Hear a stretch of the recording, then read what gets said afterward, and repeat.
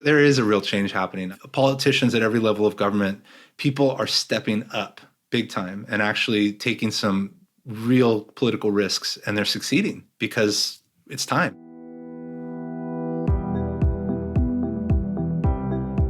I'm Andrea Learned, and welcome to Living Change, a podcast exploring unconventional climate leadership. I talk to people who've converted their personal values into business and policy decisions in a whole range of sectors. The more we're visible about these changes, the more we chart the way for other leaders wanting to create new social norms. Hey, Alex. Nice to see you. Nice to see you, too. Today, I'm super excited because I'm talking with Culver City Councilman Alex Fisch, who I've gotten to know via Twitter, and he's so good at it. We discuss his efforts to increase transportation options and housing opportunities in his community. Needless to say, we also talk about his love for his e-cargo bike. Now I probably drive less than 3,000 miles a year, and it's not because I'm consciously trying to avoid driving, it's because I just don't enjoy it. It's faster generally to get around on an e-bike in West LA, and it's a lot more fun. I've been especially excited to talk to Alex about Los Angeles' Livable Communities Initiative because it's been so fun. I've been advising on that project. I got to know him a little bit through that, and I really couldn't wait to talk to him about it here. So many of the crises we face are completely self-inflicted. Climate and housing affordability, transportation, all these things we're at the end point of 60 plus years of choices. And when I ran, I was pretty clear about that. But once I was in office and you're past the communicating values to people and broad goals and really into what exactly we're going to do, I kind of felt like it was important to be very loud about these solutions because while they're kind of obvious, more houses and funding affordable housing are how you get cheaper general houses and more affordable housing. I just really wanted to amplify the controversial but obvious things that needed to be done in the hopes that other people would say, maybe that shouldn't be so controversial. And so, it's not just via Twitter. It's absolutely on the dais. It's anytime I get a chance to talk to someone like you where I, try to be unequivocal. And hopefully that created a little bit of resonance because Los Angeles is absolutely, as a region, hitting the limits on things, with visible street homelessness, with terrible air. Today, there's no reason for there to be bad air quality, but the Purple Air website shows that particulate matter is over 100 today. Yuck. Yeah. So I think that's part of it, but it's not all just me. Part of it also is the regional housing needs assessment process that the state of California has. And the process has never really meant anything before. There's no teeth. Essentially, the numbers were derived by going to cities and say, how much space do you have for housing? And, a city like mine would say, no space, totally full, And so we created sprawl. We created traffic. We created terrible air quality. We created all these GHG emissions as a collection of cities. This time, the state said, here's your number. Regions figure it out. And a lot of housing was going to end up along the coast where the climate is more moderate, where all the jobs are. And Los Angeles is facing some huge number, and the elected officials are starting to see the impact of these changes in state law and recognizing that a lot of housing needs to get built. And LCI, that Livable Communities Initiative, has the benefit of not irritating the folks who live in detached, traditional single-family homes. So I think it's very politically appealing when you combine all that. I love that Alex used the phrase get loud. We almost call this podcast Get Louder because I'm always running around yelling, people, for the love of humanity, yell about this. So I love that Alex used that phrase. A bit more background on the Livable Communities Initiative, or LCI. It's a grassroots coalition that was launched by mainly entertainment industry people that live in the Los Angeles area to address the housing crisis with lots of attention on safer streets and parking mandates. I wondered how Alex's constituents were responding to LCI. People are mostly the same as wow. People have, I kind of thought, is anybody going to come with me if I am aggressive on all these important things? Because I spent the first couple of years being loud, saying, hey, California Air Resources Board says we need to reduce the number of miles that each person drives by 20%, which is not that much, but it's a significant change. And it just never sunk in. And I would point out, and that means densifying our city. That means making space for buses and bikes. And it didn't matter if I just said it. So we started doing it. And then people paid attention. And once an actual policy is in front of people, what I've seen is that a tremendous number of people are primed for change because they see that things aren't working, and they can feel the climate not being the same as when they were a kid. And so more people than I would have thought a year ago have come along for the ride and get it and are becoming really knowledgeable. That's great to hear. Now, I'm interested in connecting the dots for climate. And often people think affordable housing is its own little thing in the corner here, and transportation is its own little thing in the corner over there. Every one of us should get louder about affordable housing because it is climate action. We need to understand these issues are linked. Again, affordable housing is climate action. All of this stuff is one thing in my head. Public safety is climate action, because if you're going to have a public's realm that is inviting for everybody so that they do decide it's safe to walk, to take the bus, to take the metro, to ride their bike, everybody has to feel safe. Black, white, women on transit, everybody has to everyone has to be safe. And so to me, it's really clear that housing is climate action. It's really clear that creating walkable, bikeable networks, like actually, not just in lip service, that is climate action. And it all has to work together, because everyone knows that public transportation doesn't work if you don't have enough people in proximity to use it. It doesn't work if the public bus is stuck behind a few dozen private automobiles on the public street. There's these things, when you campaign, you get to connect these things, and people are receptive because the people who are showing up are at least interested. So even if they hate the message, at least they hear it. If we look at some of what, say, Livable Communities Initiative or anybody that's sort of forwarding beautiful streets, they're doing a lot of sharing, this is a yucky before picture of some huge avenue, right? And then this is a gorgeous Paris street or Amsterdam street or whatever. So what have you found politically starts to make this idea palatable for people that are resistant? I think that's exactly it. The Livable Communities Initiative has a lot of people who are professional storytellers, as you point out, and they know what captures people's imaginations. And so that eye candy goes a long way.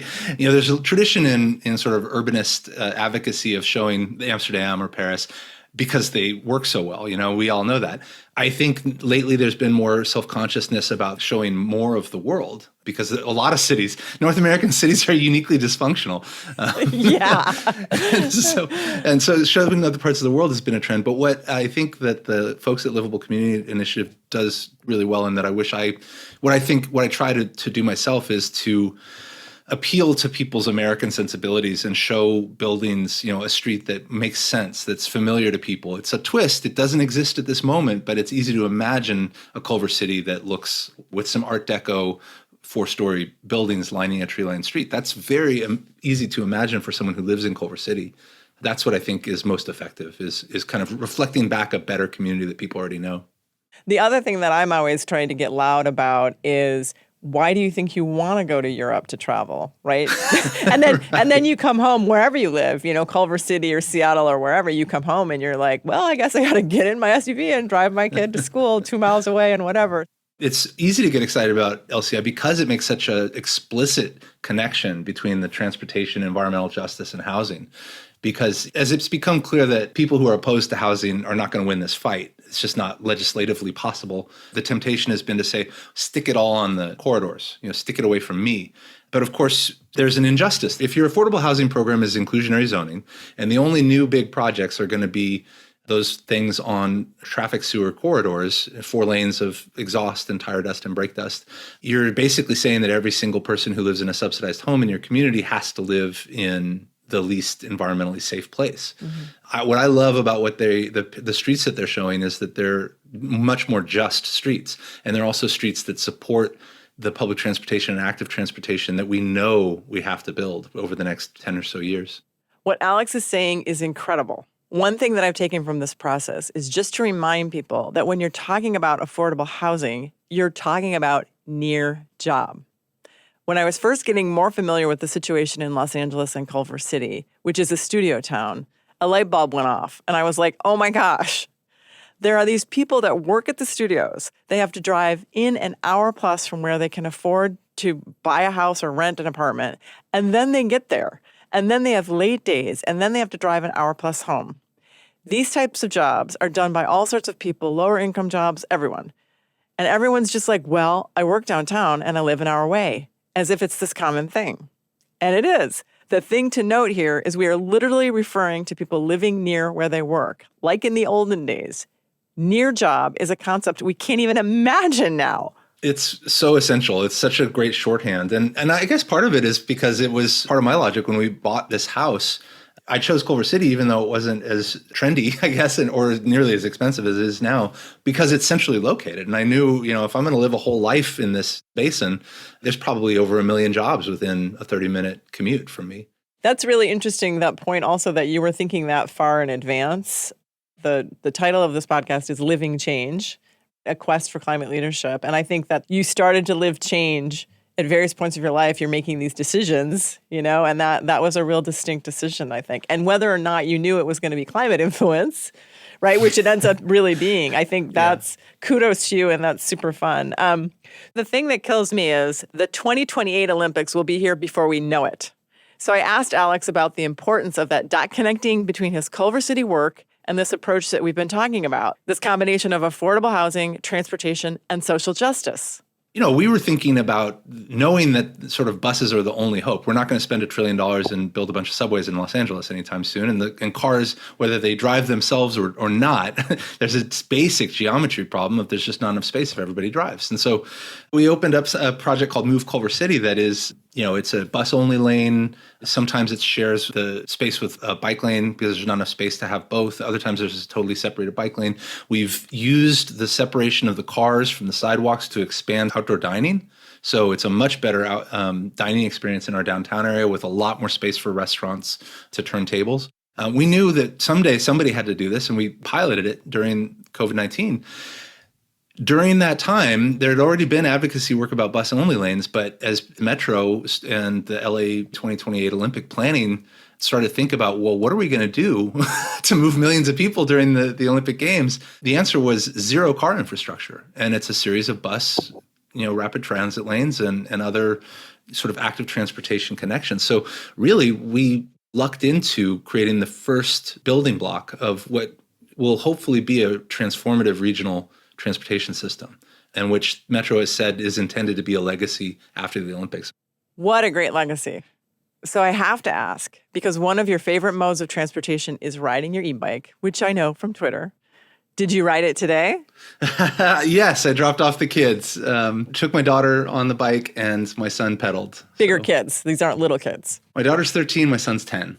Oh. I can take, they're too big to go together, which is why my son rode. And it's funny, that was one of my few regular car trips was the drop off, because they're at a school that's actually across town. It's not the neighborhood school because it's a language immersion school. And we just didn't ride. And then just 2 weeks ago, I went out to start my car and my battery was dead. And it was one of those moments. Yeah, it was one of those moments of like, okay, I can call an Uber and they're going to be late, or we can get on the bikes. And I always think that's interesting to hear other people's biking is the better choice moment. So what is the reason you ride your bike? I think it was mostly because I worked so much. That was my one chance to get exercise. But also I started to think about a different lifestyle. I think it was all sort of happening at some level, because once I started working downtown Los Angeles, doing work that is directly advancing climate action and a cleaner environment, then it just kind of all happened. The dam broke, because at that point I had more time to see what was going on here in Culver City, a place that I really love. And I started going to city council meetings, and I was astonished that the things I had been reading about, I just assumed that it was really difficult, that people were afraid of the politics, and so bike lanes weren't happening, affordable housing wasn't getting funded. And then I started going to meetings, and nope, there was just no leadership on these issues, or not enough. I don't want to trash anybody, but at that time, the idea of affordable housing was taboo, like it was bad. And, complete 180 today. But so I was quite shocked, and I started to get involved with our local politics and helped a couple people with their elections, and saw how easy it is to make an impact at the local level.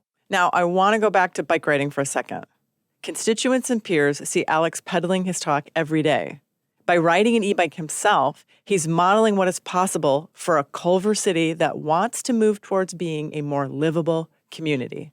I always point out that I am a driver too, and everyone is a pedestrian. But there's really no question that people, whether they are themselves people who like to ride a bicycle for their daily needs or not, there's a lot more oomph when they see me out and about. I definitely know what I'm talking about when I express frustration and anger at a close pass, Yes. Or the frustration and anger over my children not having a safe route to school.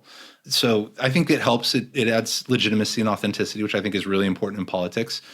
It also, there's a joke that you've probably seen, that everybody who rides an e-cargo bike becomes an unpaid participant in a multi-level marketing scheme to sell e-cargo bikes. Oh. Because it's so obviously awesome. It's like, I can carry a week's worth of groceries on there for 4 people. I can carry a kid. I can carry an adult, all without breaking a sweat. And I can do it in a suit with a big smile on my face. And I do. 5 years ago, again, there were 0 cargo bikes at drop off and pick up at the school. And now they're adding more bike racks because there are too many children's bikes for the existing bike rack. It's really relatable and authentic. And I think that you are really building trust, resilient trust there with your constituents. Yeah.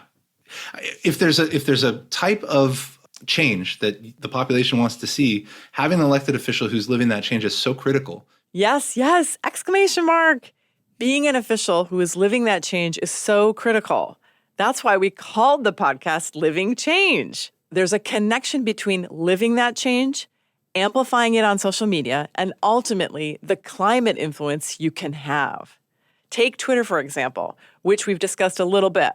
I wanted to know how Alex first got on and why. As I was getting ready to run for office, I thought I better use every bit of social media that I can. And Twitter just very naturally was a good place to tweet about urbanism and start to connect with other people who were thinking about it critically, thinking about it traditionally, thinking about it in new ways. And it's the education. There's a tremendous amount of education where if you curate carefully, you can receive on Twitter and start to really participate in the discussion. And what I realized when you get to a certain account size and the algorithm starts to screen out people who are just creating problems on the platform, and it starts to really promote people who are offering something really excellent content. And so once you sort of hit that point, you realize that you've got this direct connection to policymakers, journalists, and people who influence public opinion and actually make decisions. And so I have watched these things that have turned into legislation or changes of the public's mood. I've watched them happen in real time as you kind of see an idea get promulgated, criticized, adapted until you really start to have this collective input on important societal issues. People have argued about it for 2 years, and by the time that process is done, you have legislation in Sacramento, or you have a group of people in the city who come to you and say, hey, we think we need more housing. Have you considered that? And it's like, great idea. Well, I mean, haven't we just seen that? Because I participated a little bit in amplifying tweets around AB 2097. So tell me a little more about that. And if you thought that kind of conversation on Twitter may have nudged what was happening with that and why the governor did sign it. So AB 2097 eliminated the ability for cities to mandate parking within a half mile of transit. And as people started to talk about what are the problems in cities, and there's these little communities that form, and oh my gosh, have you ever considered how much the cost this adds and how much it ruins the architecture of a building? All of a sudden you've got this popular movement to eliminate parking minimums, which was unimaginable even 5 years ago. Unimaginable. It's so powerful. It really is. And it doesn't take a ton of time. It's not like, I think some social media people really want to monitor like the gossip or what people are saying about people. And Twitter just, for whatever reason, and LinkedIn as well. LinkedIn is a place where I'm a lot quieter, but I still learn a ton because people put in their long form efforts. Because I was observing that, I saw that several LA Metropolitan City Council members, some in Santa Monica and wherever, several other places, you guys were all supporting one another on Twitter. And even as several of you are up for election or re-election, I'm watching you support each other, right? And use those channels. Oh my goodness, that never could happen. The fluidity of that and the wonderful kind of warm vibe that gives off is incredible. To your point about supporting people regionally and knowing what's going on regionally, it's allowing a little bit of a political movement to happen, which is, one based on actual genuine municipal climate action and a mindset that's about abundance and making sure that we are taking actions so that there's enough for everybody. So yeah. I don't think that would be happening. How would I get together with people in West Hollywood and Santa Monica and talk about what they're doing in any other way? Instead, I can just kind of keep an eye on them and say, that's a great idea. I'm going to tweak that and use it here. Throughout Alex's career, it seems like he's always had that mindset of abundance and has understood the importance of community with his peers. All of that combines to build political capital that he then leverages to make positive change. I asked him how he evaluates his impact. Oh, that's a great question. And I sure hope it's right because it sort of would be consistent with my political philosophy, which is that you have to know where north is. You have to have a good compass. I have a set of goals, and for publicly, I've done a tremendous amount on my public goals, which is to expand the capacity of Culver City's government, to put the government in a position to do more for people, to make public space more democratic, more accessible, and to really, really start to take action on climate, because we know the things that cities are supposed to do and not enough people are doing them. So I think that I have had a pretty good impact in Culver City and beyond, I hope. And some of the stuff is not going to be possible to roll back because people aren't going to want to go back. So it's been a busy 4 years, and I'm pretty proud of what I've done. I love that, the idea that people aren't going to want to roll back because it's already evident that they kind of like what's happening there. Oh, I love that. Not everything is like that, right? Like if this stuff was easy, if the climate things that needed to happen were popular and easy at the front end, they would have been done, because who doesn't like to do something popular? But it's so interesting. You just put these things into place, or you change a couple blocks with bike lanes or whatever, and then you have to be kind of bold to do that. And I think, as we know, people in the community are going to be like, oh, that is kind of like, it's just, you have to trust that that's going to happen. It's not immediately obvious to a lot of people why having a bus lane that doesn't have a very frequent bus in it is a good thing. 5 years from now, when there's a bus you don't have to look at a schedule, you just know you're going to get picked up by the hallelujah, bus. Yeah. And taken all the way across town in 30 minutes instead of an hour and a half, and not have to pay for parking. That's going to be, I don't need to sell that. That's going to sell itself, and it's going to come. Well, it's interesting that you say that, because I ride my bike so much, I have a car. Same. Like that's another. Everyone thinks that if you ride your bike and you're kind of militant about it on Twitter, you don't have a car. I think a lot of us have a car. I just drive it very little. But when Seattle started to have the rapid transit, the BRT routes, I was suddenly like, oh, okay now, right? So I would bike to where that was going. And it's, to your point, it's exactly because it's running every 10 minutes.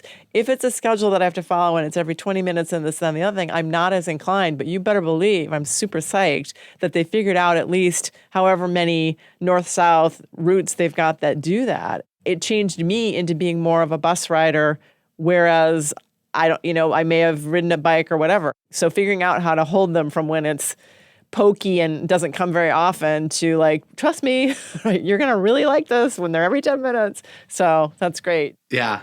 And there is a real change happening. Politicians at every level of government, people are stepping up big time and actually taking some real political risks, and they're succeeding because it's time. It's time. We're very fortunate that Congress and the president managed to get something done at the federal level on the climate. We all are very, very fortunate. It's a wonderful inflection point, a lot of investments to leverage. Those investments are going to need people to champion them. It's one thing to get the legislation done. We didn't really touch on this, but Twitter is also good for the implementation.